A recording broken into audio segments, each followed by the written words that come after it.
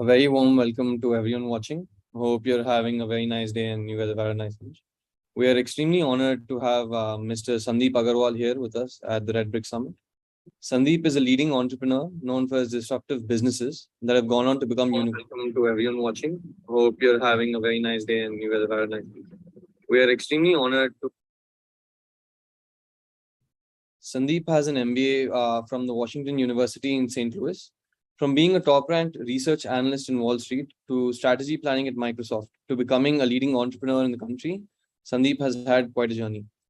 He founded two unicorns back to back, one of them being ShopClues, India's first ever online managed marketplace, and Droom, India's largest automobile e commerce platform. He successfully built ShopClues as the fifth unicorn in consumer internet in India despite being a relatively late entrant. In 2014, he started Droom for buying and selling used and new automobiles, which has created an unparalleled trust, selection, price, and convenience for automobile buyers and sellers across the nation. Sandeep has also appeared in MTV Dropout, a reality TV show on entrepreneurship. He has also been very actively collaborating with policymakers and trade bodies for Digital India. He holds a US patent for developing a score that allows buyers to develop more objective assessment around the vehicles that they consider buying. Thank you for your presence, sir. How do you feel joining us here today? Sushant and Hari, thank you for the kind introduction. It's my pleasure to be here. Thanks for the invitation. And I'm looking forward interacting with all the students and enthusiasts of digital economy and startup. And happy to share my journey, my learnings, my achievements, my failures, and hopefully many people will be able to relate to that. And so yeah, I mean, I'm looking forward for this session. Thank you so much, sir. So like our first question to you would be that you had worked more than 15 years in US before coming to India, starting ShopClues and Droom. You were a top-ranked equity analyst in Wall Street. You appeared on a lot of shows there, and you were also involved in strategy planning with Microsoft, right? So we are MBA students. We've also been in work experience before coming to MBA. So I think your previous experience would have helped you enormously in your journey as well, right? So how did the experience actually help you reach you the position you are in right now? No, absolutely, Hari, just maybe quickly, although Sushant very eloquently covered my journey, but just very quickly, I went to US in 99 to pursue my business school. And I had already worked for 3-4 years in India in the financial industry before that. So I went there again as a late bloomer, as a student. And after my MBA, I actually joined Schwab.com in San Francisco. Schwab had disrupted the stock brokering industry in 1974, and the industry worked in certain way for 125 years, where you buy any stock and the charges you will pay to a broker will be a function of the value of the trade. Right? If you spend 10,000 rupees or 1 lakh and 10 lakh, your fee will vary as X percentage of that. And they in 1974 disrupted that to say that the technologies have evolved to the level where the cost of executing a trade is not a function of value, and I'm going to just charge $29.95 for any trade. So I was very fortunate to actually being hired personally by Chuck Schwab, whose company is named after him. If I'm not wrong, today also he must be among the top 30 to 40 richest people on earth. Right, Mr. So I was hired by him after my business school for the leadership program, where 7 people were hired among the 60 MBAs who did internship with them. So next 3 years, I had almost like a as a fresh talent, but still almost like a tag of a VIP, because it was a program run by the CEO of the company, founder of the company. And I was allowed to pretty much take a lot of assignments every 6 months, right? So it was from that perspective, professionally and academically, extremely learning, enriching, and satisfying. But on the other hand, I just wanted to give students a feel of when I came out of business school, .com bust last semester of business school.com bust, not boom, bust was already taking place. Almost every colleague and friend of mine who had a most rewarding job offer from the campus, most of those offers were getting rescinded because the economy was going to nosedive. So, and when I was in a business school, I always used to wonder that this is not a time to be in business school. I should be in Silicon Valley. They look at the economy so robust and this .com boom. And when I graduated and started at Schwab, 3 days later, 9/11 happened, right? So this was the last nail on the coffin. .com bust followed by the 9/11. And Schwab went through from 26 or 28,000 full-time employees and maybe 50,000 contractors to 12 to 14,000 full-time employee and maybe 10,000 contractors. Large American companies, it's very common for people to take a contract job. Not they are a contract labor, they are still doing a white collar, maybe static job, marketing job, but they take a contract job because they want some flexibility. They are, you can say, single person army or single person consultant. So the company went to the one third the size. And I used to always wonder that I'm fresh, 2 years back, I was in India. I just graduated from business school. Why would they keep me? But somehow, I think, now I can probably, I have some more explanation that maybe I was always very passionate and energetic. So in their eyes, I was a good resource, right? So I learned a lot about, that it was the largest stock brokering firm. And that time, except Google and AOL, they had the largest IT infrastructure in the world, right? It was not Yahoo. It was not, the Google was not even around, right? It was like, it was very, so I actually sharpened my teeth for how the enterprise technologies are built by an enterprise, right? But so that was my first job, 4 years. And I saw from a new high to a new low and a lot of uncertainty every day. I'll give my 10, 12 hours per day at a job, but sleep late because I will apply to 200 more jobs thinking that one day I'll go to Schwab and they'll say, sorry, you no longer have a job. So, that also perfected for me the art and science of growth hacking, finding a job and thinking about a plan B, right? And then, so I worked there for several years, learned a lot as Hari, I think your question absolutely implied. I had a huge set of learning. Then I had for family reason, my ex-wife worked in Seattle. I worked in San Francisco. So we got blessed with our first baby. So we had to now decide to be in the same city again. So I told her that I will not like to leave Silicon Valley, but I will move it only if I find a job in Microsoft. That was the hottest technology company that time. And I applied for one job, which I really loved it. To my surprise, next day only, I got a call from a headhunter, and Microsoft used to get 5,000 resumes that time per day. And they interviewed me, they flew me to Seattle. They said, everyone loves you. But they took so much more time in a hindsight to come back to me. Anyhow, long story short, they ended up hiring me. I joined, and first day I go and I love it's Microsoft, it's campus, Bill Gates and Microsoft, Windows, Office, huge campus, very type A, highly accomplished people. Like, I feel you should, of course, you are very well deserved, but you also worked very hard and you should also feel privileged to be graduating eventually from one of the India's most premium or the world's most premier institute. So same way working in Microsoft was, everyone had as good an education as the earth offers. So it was great to be surrounded by very smart people, because in that case, your learning will never stop.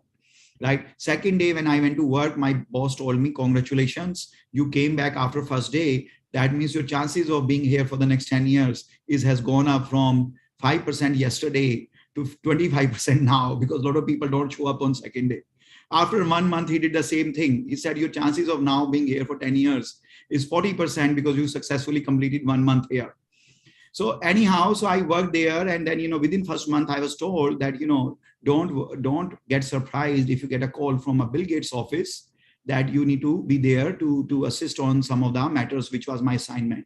And I told my boss that you must be joking, right? I mean, he said, no, And he was right. I mean, shortly after that, I started getting calls from his office where I had to collaborate for the work I did. So 2 years I worked there. I also contributed in Bill Gates' keynote address in famous consumer electronics show in Las Vegas. And trust me, 200 people will work for that little presentation for 4 months in advance, right? So anyhow, so I was very, so all that actually helped me it gave me the best human being built in the technology environment, one in Schwab.com in Silicon Valley, and then in Microsoft. And, while I was not a coder, I was not a programmer, I was either in strategy planning. I was most of this time, 5-6 years strategy planning.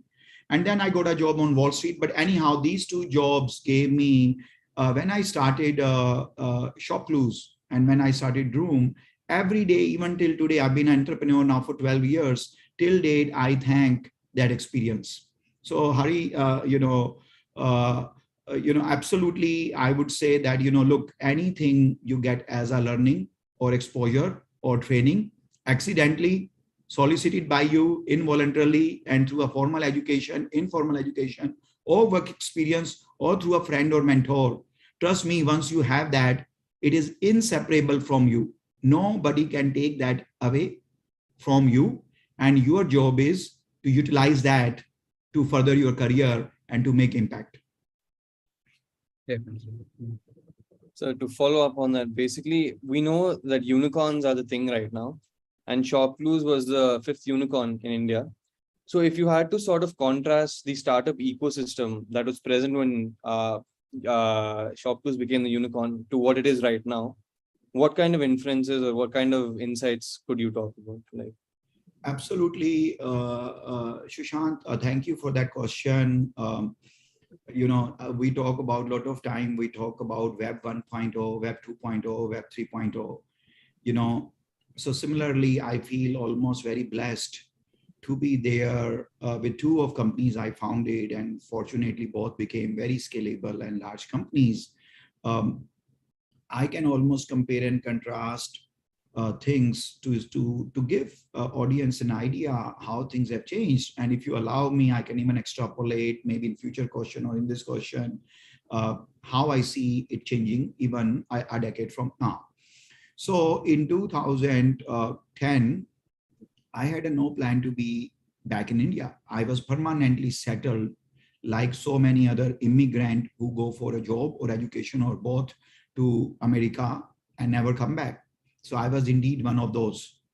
Both of my kids are born in America. They're natural born citizen. I was on my way to become American citizen.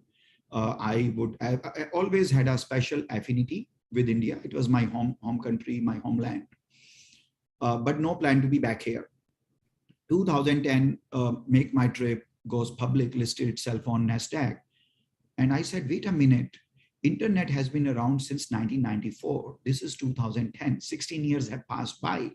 The word has almost dismissed existence of India when it comes to digital economy. But here is one company which is coming all the way to NASDAQ to list, right? And looks very, very promising, right? So I was, as an analyst, I was covering Google, Amazon, Netflix, Yahoo, Expedia, Priceline, etc., Facebook, and Twitter, and LinkedIn were the outcome of the Web 2.0 as a user-generated companies, but none of them were public. But I used to still focus them because they matter too, right? So I flew to India and I said, I want to write a research report on India internet, very similar to when I was MBA student. Mary Meeker wrote world's first ever internet report on US internet or global internet in 1994-95. So I flew to India. There were only 5-6 internet companies. There were 3-4 VCs. This was a state, and I met everyone. And I wrote a report called "Has India Internet Arrived?" That report may be still available somewhere on Google on a search. Because I just did not, and when I wrote that report, I realized that, look, while India has been dismissed and ignored for digital economy potential, but I think it is not, next 10 years is not going to be like this. And those writing that report was so contagious that I thought, why I'm participating, why I'm just writing such a glorified report. If I truly believe in this glorified report, I should be actually right there building an underlying asset rather than just doing the research. So that led me to come to India and start ShopClues. So that time, India had 5 or 6 famous new age companies only. There was no Zomato, there was no Swiggy, there was no Paytm. Paytm was just called as 197. And there's most of the companies we know right now, they were not there. There were companies like Flipkart, Urban Touch, Let's Buy, or Infibeam, Fashion and You, MyDala, etc. There were like 6, 7 companies. Of course, there was a Naukri.com and Just Dial. So maybe let's call it a dozen company, give and take, right? And most of them, except Naukri, which went into first revolution only as public, there was no other public company other than Make My Trip. The value of, in my view, the public and private companies was maybe only 2 or 3 billion, and 80% of that would be value of Naukri, Make My Trip, and Flipkart, and remaining 300 million will be probably value of the other 9 companies, right? So it's a very similar to how you see a law of duopoly play out in different industries, from Pepsi, Coca-Cola to General Motor, Ford, etc. So anyhow, there were maybe half dozen VCs like Sequoia, Excel, Nexus, Hillian, and probably 1 or 2 more. There were half dozen investors who were called angel investors, and most people think they were stupid because they are putting money in an asset class which is so risky that you will never see your money back, because there were no exit, there was never a return, right? And there were a couple of large VC fund or / private equity fund, like like Tiger Global was still there. SoftBank was not exactly there, but sometime it would come. It funded a company called InMobi, which was probably officially the first unicorn. But they'll come and go. They were not at all were perceived the way we perceive them right now, right? And then maybe if most of the people I would team up while doing a ShopClues, they would love the whole vibes of Silicon Valley and a technology entrepreneur and the startup style, right? And they will still not have courage and guts to join a startup. Some will say, my friends from business school is getting this much salary. I would not mind half of the salary, but my parents will kill me. Or someone will say, I just got engaged. I don't think if I'm working with Tata Motors, if I tell my future father-in-law that I'm working with ShopClues, he'll say, ShopClues who? And he'll be so much more concerned about his daughter's future, right? So I will see a lot of these kind of things. So this is what India was in 2011, right? Landlord will ask me separate guarantee or additional security deposit because this is a startup which he never heard. This is not a company like a multinational. So we were neither homegrown pure Indian businesses, nor we were multinational. We were some breed which nobody knew much about, right? But next 10 years, what happened, Sushant? Everything for which I left my $1 million plus Wall Street job, everything for which I left my career in US, for which I worked very hard for 15 years, that played out from 2010, or I would say 2011 to 2000, like in the next 10 years, it played out, right? So today, that time India had 80 million internet users. Today, India has 650 million internet users. That time India had 5 VCs. Now India will have at least 50 VCs. That time India had maybe 6 angel investors. Today, India will have 50,000 angel investors. That time there were 3 to 5 private equity funds who were active in India. Right now there will be 25. That time there was only one company listed called Naukri.com in Mumbai and Hong Kong, and one in USA called Make My Trip. Now India in new age alone has, if I'm not wrong, 16 publicly traded companies. That time the value of all the public and private new age companies was 3 billion. And that number, even after the last 6 months of massive correction of valuation and capital market decline, would be close to 300 billion, right? And I was, and let's say you mentioned I was a 5th unicorn, although it is still not sure whether I was 5th or 4th, but I'll take 5th, right? But now they are 110, right? So you can see, right? So this is, I would say, where in the world can you trace in modern history this level of hyper economic activities and social transformation. And if that time, if digital economy created maybe 10,000 jobs, today I would say directly, indirectly, maybe 4 to 5 million jobs, right? So this is absolutely, I remember as a student, when I went to US, people would make a joke. That time going to US, getting a visa was very difficult. So people will make joke that one day American will come back to India, stand in a line for a visa for India. And we used to think that in our lifetime, this will never become true. Similarly, everything for digital economy, I just shared with you. Imagine this was when 2010 or 11, nobody would ever believe what I just shared with you. And we are now all part of it, has become true, right? It has become true. And in my view, if US and China are precursor to what can happen in India, then this is just a beginning. Next 15 years, it can catapult India from 4.5% of global GDP to 15 to 18%. And each one of you, like me, have equal chance to impact socially and create a lot of wealth on the way. Very true, sir. Very true. I think growth has been immense in the past 10 years. And there are also a lot of new businesses, new radical ideas which are coming up, right? So Droom was one of the first ones. It was about the automobile market, which was very offline oriented market.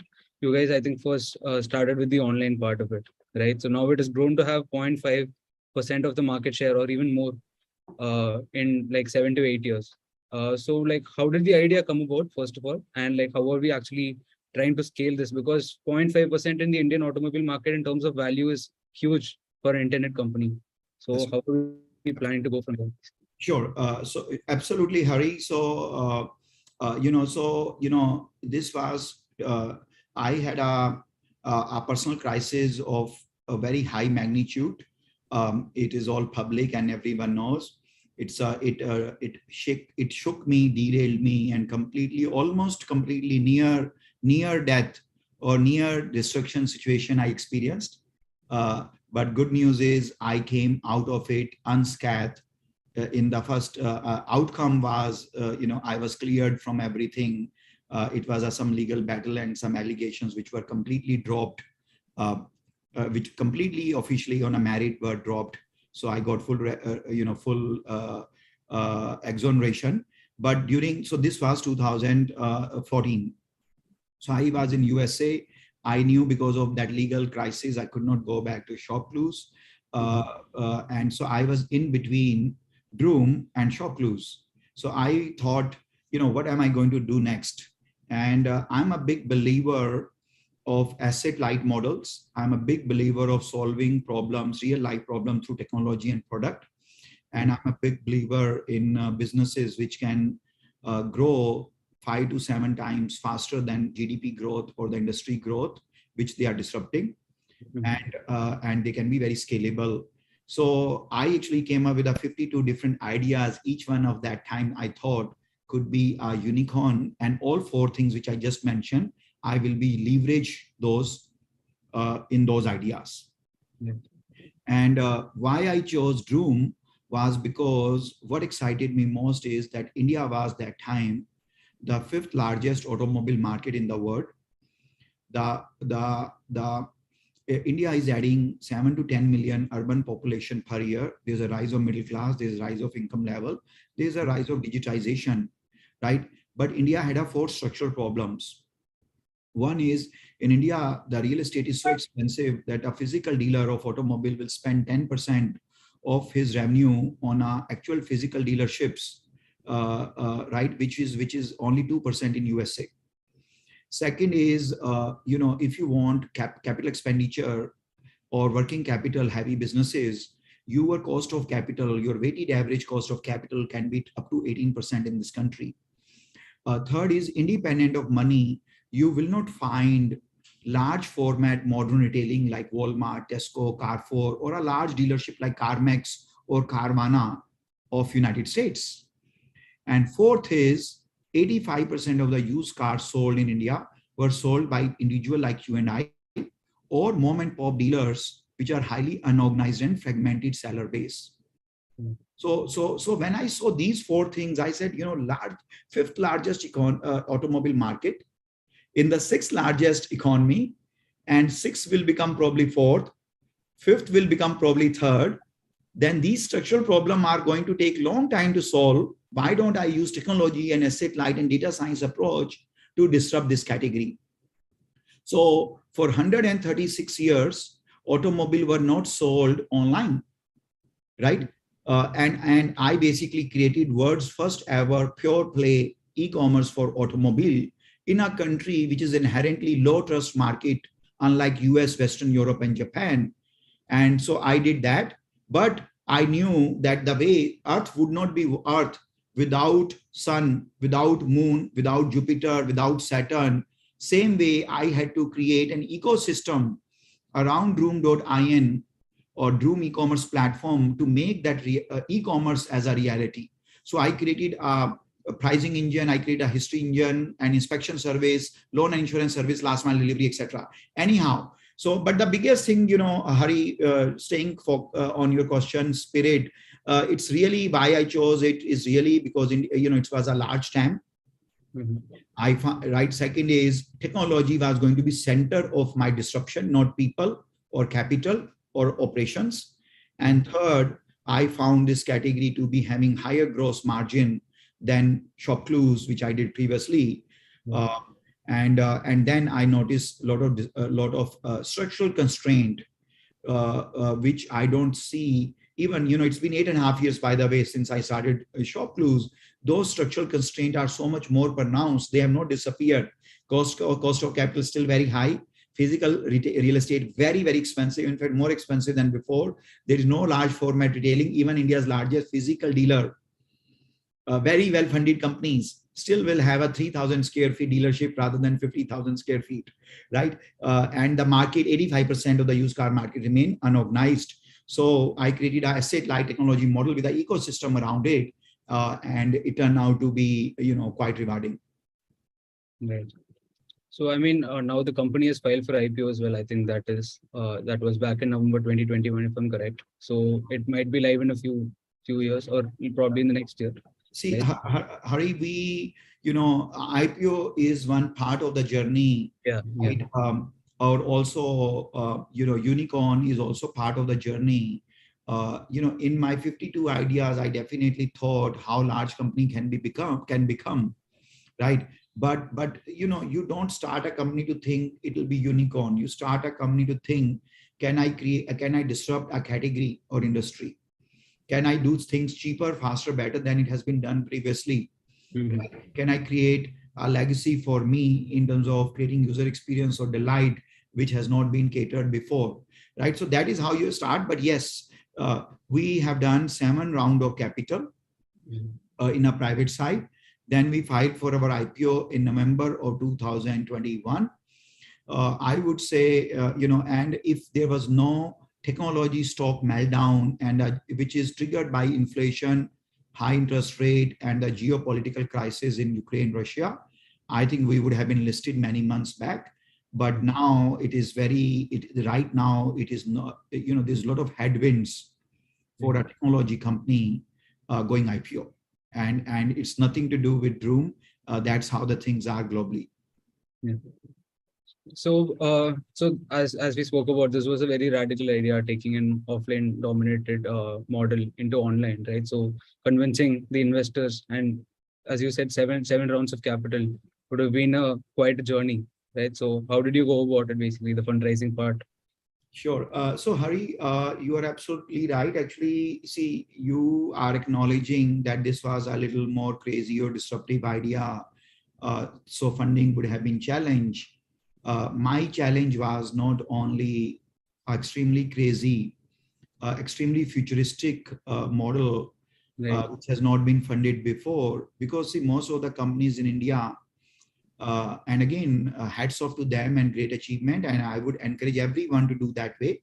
But a lot of multi-billion-dollar company in India actually is an exact replica of its equivalent asset in US or China, right? But again, it's not about ego.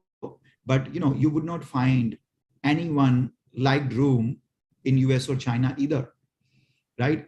And honestly, when ShopClues was managed marketplace, it was same way. Amazon that time was hardly a marketplace, and Alibaba did not provide fulfillment. So we were the first one to provide fulfillment, and that is why we coined this term managed marketplace. So anyhow, so you are right, that alone was very challenging. But if you allow me, I also had a challenge of my personal crisis. I had a legal allegations put by the Department of Justice in USA. And those were, because of those, I could not even run. It has nothing to do with me as an entrepreneur. It was my role as a Wall Street analyst. And later on, all those allegations were dropped unconditionally with a complete clean record. So I got full exoneration. But when I became an entrepreneur second time, the reason I could not run ShopClues was the same reason.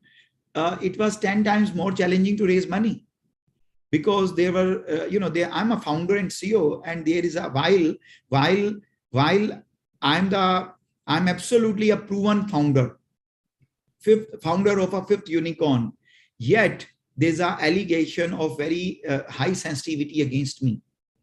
And they remained as an allegation, not right against me for 6 years. So every time when I'll go to meeting, in 1 hour time, I would be able to tell that I have done a good job of articulating automobile e-commerce and ecosystem around it, and they get it. I think I have also done good job of communicating my personality, my commitment, passion, energy, right? And my track record of being a Wall Street analyst, working with Schwab and Microsoft, and the founder of the fifth unicorn speaks volume, right? So these were like check boxes, right? But the biggest elephant in the room was the legal allegations against founder, and they are still pending. Right. So continuity risk or reputation risk or or association risk, these three risks, if you talk to anyone who is your colleague in IIM Ahmedabad and doing something in risk, will tell you there's a credit risk, there's a reputation risk, there's a market risk. Same way, these were the three risks, right? So what will happen if I approach 10 people for money raising? All 10 took meeting with me, and all meetings went longer than expected, better than expected. But 90% of them will not write the check, and it had nothing to do with Droom's business model or me and my abilities to execute. It was about that legal case. So yeah, I mean, so it was very, very challenging. And then what happened? Those all charges were dropped against me in February 2020, 1 month before the COVID started. So I could not leverage as much as I could have without any of those charges. But I must say that time I could had a more accurate judgment. The challenges of the raising money for our automobile e-commerce, because at least one issue which was elephant in the room was no longer there. So yes, I mean, so it was very challenging. In terms of 5-6 things, I would say maybe as a quick tip. Number one, you have to take a long-term approach as an entrepreneur, and you should be able to articulate that to a potential investor. Second is when you are in the meeting for your business idea, you must know that you are supposed to know about that category and your approach of disruption better than anyone else in that room. Does not matter how senior, how much money they have, how successful they have been, but you are the founder for that idea. So you got to know from nut and bolts to everything in strategic very much in detail. Third thing is you need to articulate future with so much of clarity, like a 4K HD high definition, as if it is actually happening, right? Fifth is you need to also have, how do you think you will measure this company's growth or KPIs, or as reflected in KPIs on financial models. You need to also communicate that it is in you have a lot of tenacity, perseverance, and also you can fire people, you can think in products, and you can build scalable products. So all those things you need to it's really Hari, I would say it is no different than finding your dream job, finding your life partner, and making making any other business biggest decision. It is no different than that. You just have to be very, very honest and transparent, but put everything out there and let people react on it. And then, of course, persistency, you keep on, rejections should give you additional learning rather than discouragement. And that's how I went about it. Makes absolute sense here. I think so. Like you told about what do you see, what are the qualities that an investor should have. So I mean, those are the qualities that you're looking for in the investments that you're making as well. Because I think the industries in which you're investing is also diverse, right? Like from healthcare, automobile as well, again, insurance, etc. So a lot of various industries. So you're looking for similar qualities in the entrepreneurs as well. Absolutely, Hari. So just for record, I am angel investor in 36 companies. Feel very lucky and blessed to find 36, minimum 36. Sometimes it is 3 founders, sometimes it's 1, sometimes 2. But feel awesome to be part of 36 companies' entrepreneurial journey, right? And each one has their own different market, different challenges, different style of skinning the problem, different customer segmentation, different set of technology or operations. Yes, but I think the common thing I look for, I'm not a financial investor. Yeah. And I don't come at a late stage, right? Either I do public investing where I buy in a publicly traded stocks, right? Or I invest in early stage companies. And absolutely, I think for me, passion is number 1. High energy is number 2. Long-term commitment is number 3. Strategic thinking. Maybe let me stay to the personal attributes first. And then I would say, tenacity, strength, perseverance, exhibitable example for your strength, for your tenacity, for your perseverance. That is very important. I also notice what makes you uniquely qualified to do what you are trying to do, right? Then I focus a few things in terms of your business model, in terms of how much is the role of technology or people or operations, right? Or capital, right? And I would any day would be positively biased for capital, for technology, right? And then of course I would also focus on my industry. In my view, if you're solving a problem where the TAM, total addressable market, is very large, you may see ups and downs, but we will be able to carve out a good company. So yes, I mean, I would say 70 to 80% of my focus is on founder or founders and their personal attributes. Right. And 20% would be how your business model or maybe the industry. That's how I invest. And absolutely, whatever I saw in Chuck Schwab, I thought made him successful. My own narrative and story, not what I just read. What I saw in Bill Gates as what made him successful. And my own introspection in terms of I'm full of flaws, but what made me, I would say, arguably successful entrepreneur, founding 2 companies. Those absolutely has become, and then I have read maybe hundreds of biographies from Lee Iacocca to the founder of Walmart to Sony. And so I have my own list, and these are the 6-7 things which I highlighted. Absolutely, those are the common attributes I would always look for. Right. Sir, so I'd like to ask one question. So it's very important for us to contribute back, try to give back. And as an active philanthropist, your foundation works towards the welfare of the society. And there's a lot of emphasis on conservation and protection of natural resources. So could you shed some light on your rationale behind why there should be a focus on the conservation of natural resources? Sure. So, I think, Sushant, if I can tell you a couple of things which, had a very profound impact. First of all, I feel, as Peter Drucker said decades back, that if the business can fulfill its social responsibility, it can also it will achieve even better commercial results. So in my view, as individual or as a business, if you are successful, in my view, it is everyone's duty to give back to society, right? So that is one part in general. Now, these specific things you mentioned, I'll tell you one story. When I was like 21, I went to Goa first time, and I went to all the famous beach which we know in Goa.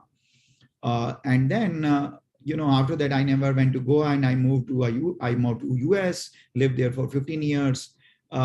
Once while still living in San Francisco, I was coming back. I was visiting India, and I took a short vacation in Goa, and I decided from my memory what was the most pristine beach that time in Goa, and I said I'll go there. And I was right there, and I could not relate to anything. It was, pardon me, but it was dirty. It had so much of encroachment. There was no white or yellow sand. It was all like as if someone has spilled over oil or grease, right? There were stray dogs and animal. Anything to everything was happening, right? So then I did a lot of other research, and I found that every 15 years, we made one public beach from extremely pristine to, yes, it is still beach, it will still give happiness, people will still go, but nowhere close to being pristine, right? Every 50 years, we have reduced the water quantity and the flow and the natural habitat and the fish of a river. Then third dimension is, you look at India's has a huge historical, we have a huge historical heritage. Some buildings may be 3,000 year old, 5,000 year old. In US, even if something was 150 year old, they almost gave them a museum value, right? And preserve that. So one that became very, and then while doing automobile, I read a lot of time people saying, if you want to control India's pollution problem, control automobile, right? And I did some actual work rather than just a very emotional or political view. And I realized that if the vehicle, yes, of course, electric vehicle will cause no pollution, but even ICE engine, if there's no road traffic and it's moving forward, it's being serviced nicely, is not among the top 10 reasons why we have a pollution in India. But when there's a traffic jam and there's a all type of, you are mixing petrol and diesel and the mitti ka tel, kerosene oil, then it will cause problem. So anyhow, so all these were the, my personal anecdotes for which I felt strongly. And I thought, I will allocate my resources, my giving back to society to that. And sorry, just very quickly, 30-second more. But I also encourage entrepreneurship. Participating with you guys is one way. I came on MTV Dropout, India's first ever reality show on encouraging entrepreneurship and startup way back in 2017, was done by Raghu and Rajiv of MTV Roadies. Right? I wrote a book called Fall Again, Rise Again, not to pat my back, but to tell people that I'm coming from a typical middle-class family background, could not, very shy, introvert, could not speak good English, until I even entered into United States, to founding the $2 billion company. So if I can do, so can you, right? And I also, part of my foundation also help and encourage, poor students and female who have some kind of unfavorable domestic situation, and they want to become an economic unit to raise their family with in a more dignified manner. So those are the things I do, and they all are driven by my own personal nuances and experiences. That's extremely admirable. Wonderful. So I think we have a few questions from our audience in the YouTube live. I think we can touch upon a few. Sure. So the first one is that I think since you spoke about allegations and everything, there is a question on how do you deal with like criticism and discouragement from people, especially about your ideas and your Yeah. See, so Hari, I think, look, I mean, of course, when I went through my own personal crisis of highest magnitude, that was not just a criticism. It was one of the finest run institution called Department of Justice putting an allegation in a very, very tangible and public manner, right? And based on whatever, so first of all, my feeling is you need to know that people can agree to agree, people can agree to disagree, right? Not everyone thinks same way, right? And you need to have your story, and you need to be confident about that, right? You are the creator of your own story, right? And a lot of time there are external factors which are beyond your control. So at least during that time, rather than becoming why me, why now, or are playing a victim card, you just need to embrace whatever is happening, but but focus more on what is in your hand, what you can control. So that is how, the question is a little bit more generic. So I handled my legal crisis with my person, knowing that this is one dimension of me, but that is not fully defined me. And every day when I build company Droom and ShopClues, this is no, we don't have a yes sir environment. We have a very Silicon Valley merit-based culture, independent of your title, salary, or stock option. You can make any point, right? We can agree to agree, we can agree to disagree, but finally we still do what we all agree. Either I convince you or you convince me. So, and I honestly, and because I'm also a Wall Street analyst, right? I mean, you are 50% right, you're 50% time not right. So, I in fact do welcome criticism.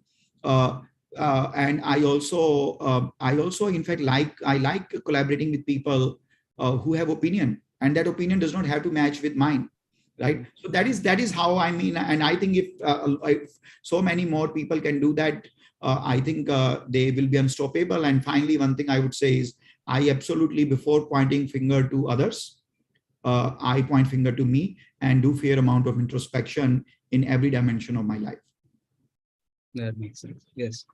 So also there is another question surrounding something similar. So they've asked, what are the impacts of a legal battle on the brand itself, since it was a personal legal battle more than a legal battle for the brand? So how did it affect the brand itself, and does it have an effect on the shareholders also? Yeah. So no, that's a great question. Look, thing is, because when the legal crisis happened, that time the brand was called ShopClues, and it had nothing to do with ShopClues. It was my personal crisis, and it had nothing to do for me being as an entrepreneur either. It was a narrowly defined activity or incident which occurred 4 years before ShopClues, not as my role as an entrepreneur, but my role as a Wall Street career, which I left voluntarily on my own. So just to decipher it, of course, it had nothing to do with Droom or ShopClues. Second is, it has nothing to do with me being an entrepreneur, but a different career in a different era called Wall Street analyst. And finally, of course, now just one more time wanted to mention that all charges against me were completely dismissed and dropped. Right? Yes. So how was the impact? I was at ShopClues.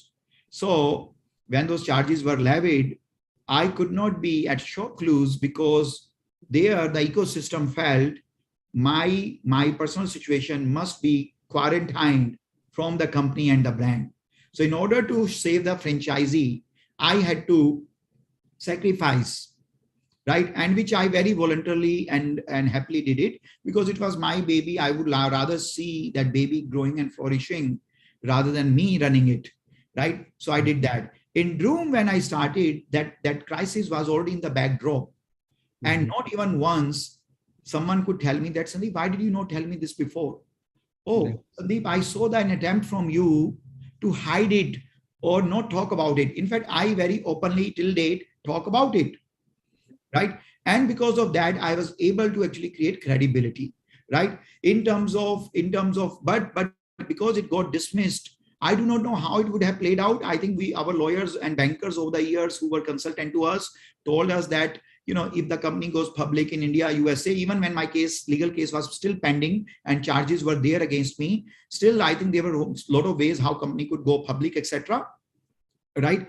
But by the time Droom filed IPO, all charges were dismissed and dropped. It required some additional disclosure in the fairness of disclosure and public to all the future investors as a standard disclosure, but there was no other, there was no other, as far as I can tell, there's no other, even when their charges were there, it was not like that nobody could give me money or I cannot run the company, right? And when it came to capital market, as I mentioned, we went through all the process. So that is not solved the problem. The problem, as I told you, is that I did not think first 6 years I got as much money as I could have raised based on my achievement at Droom. Purely fundamental achievement in terms of innovation, disruption, scale, unit economics, competition, differentiation, right? And those 6 years that absolutely served a glass ceiling. Although I believe that sometime you die from indigestion, not from hunger. So that hunger actually gave me additional adrenal rush to do even better, and necessity is a mother of invention. But yes, not being able to raise money, and a lot of large investors who were more concerned about their own reputation stayed away until the case was dismissed. But once the case was dismissed, the glass ceiling also disappeared. Right. So we'll take one more question from the audience probably. And they've asked, what is important for any startup? The idea or the execution behind that idea? Look, I feel both are important, but more important than that is really your passion, energy, and undying faith or conviction in that idea, right?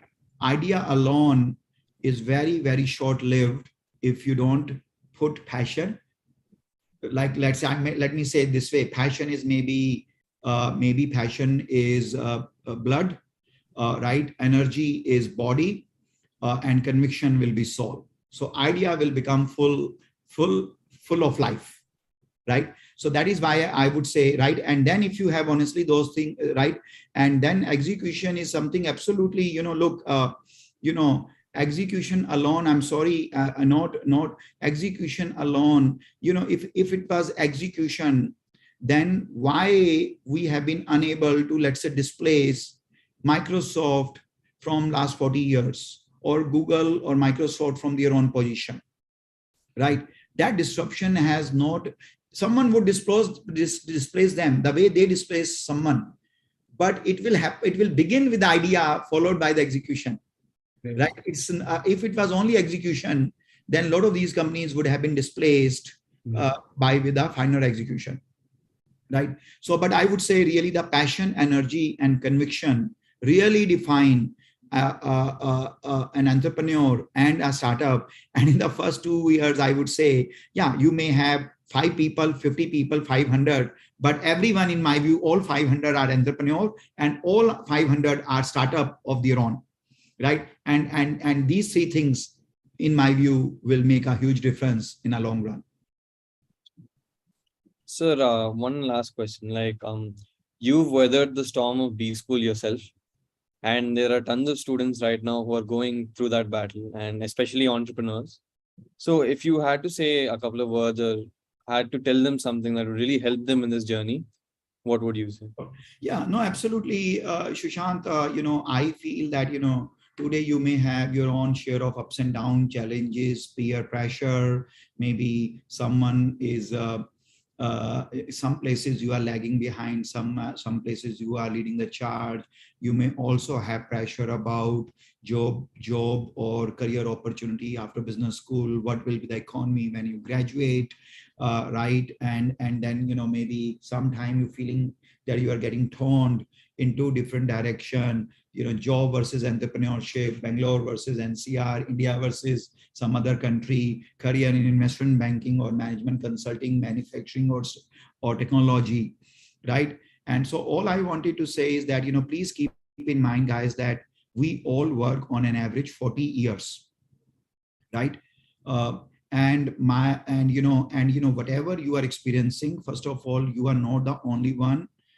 Maybe your immediate circle, maybe your 10 people next may not be experiencing same things, but whatever you are experiencing is very spontaneous and natural, and that is called welcome to life. The moment you are born, you are exposed to love, death, disease, legality, and challenges, right? And opportunities, right? So my suggestion would be, take a long-term horizon, focus on what will give you happiness, focus on learning, initially focus on learning more rather than earning. Try to surround yourself with the people who are smarter than you are, and you can learn 2 things more. Avoid negativities, cynicism, smaller things, right? And always keep a very high dream. Never let your dream come down, right? And but also keep in mind, that it is not, coming out of business school or while graduating, it is never straight line. You will have your own ups and down, sometime in matter of 3 months, sometime in matter of 3 hours. But so long as you are true to yourself, and you learn from, and you make mistakes, don't be afraid of making mistakes, but learn from those mistakes, take a long-term approach. And also, we don't focus nowadays, it sounds so much old school, but character building is very important. Relationship, networking, integrity, ethics, values, they all exist for a reason, and they exist actually for thousands of years, right? So I think, so my suggestion is, but the last thing I would say is that, guys, I think you should feel yourself very fortunate. You may not everyone will get what you are hoping, but that will not be forever, right? You will get at least 15 to 20 career turning points in your 40-year career. But right now, India is going through a renaissance of digital economy and technology revolution. And in my view, you should follow your dream. And I think it is the first time in India's 75 years independent Indian history, the digital economy has completely lowered the entry barrier of becoming an entrepreneur. Anyone with any last name, any family background, any education, any religious belief, any orientation, any income level can actually equally capable to zero in their dreams with this digital economy. And I would absolutely encourage everyone to consider any type of career, but absolutely digital India can be so much more rewarding, and currently is a prime time to build your career in that. Wonderful. Thank you so much, sir. I think it was a pleasure having you actually. And the last few words that you said were accurate. I think this is the time for digital economy, and I think this is a time for entrepreneurs to show themselves. Show themselves and to the world who they are, right? So, like, on behalf of the the Red Brick Summit team and the IIMA community, I would actually like to thank you. Thank you so much for sharing your journey with us. And we got a lot of great insights around entrepreneurship, fundraising, and a lot about dealing with challenges as well, right? So it was an honor having you. And a special thanks to your team as well for actually helping us organize this session. Right? Thank you, Hari and Sushant. You have been very kind. Thank you for all the question and from your side and moderating this so beautifully. And thank you for all the questions from the IIMA community. And thank you for inviting me, and looking forward to staying in touch with you guys. I just also wanted to quickly, give an invitation. If you guys visit NCR, you have Droom's doors are open for you to visit, host us, or any of our leadership team. If you want to explore career opportunities, of course, both full-time and internships are available. If you take any of you with faculty, without faculty, if take any consulting or project assignment, we are happy to team up with you. So yeah, I think that's from our side. And again, thank you so much. I really enjoyed our interactions. Thank you so much, sir. It was a pleasure. Yeah. So thank you everyone who is watching it on YouTube.